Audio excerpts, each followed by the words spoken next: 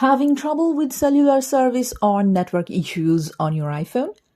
It could be caused by things like weak coverage, software bugs, or wrong settings.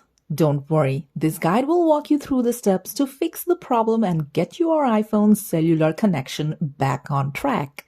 Let's dive in. Solution 1.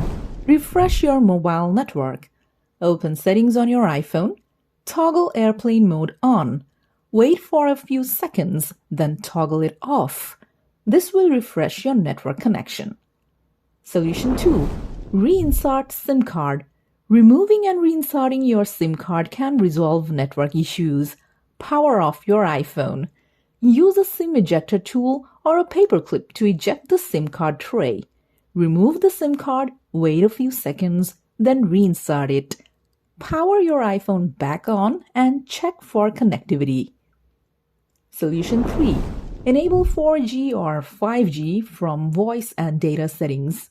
Open Settings on your iPhone. Tap on Cellular. Tap on Cellular Data Options. Tap on Voice and Data.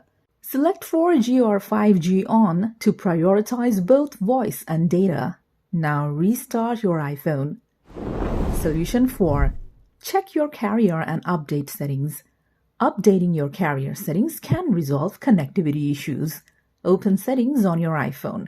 Tap on General. Tap on About. If an update is available, you will see a prompt to update your carrier settings. If there is nothing, go back. Tap Software Update.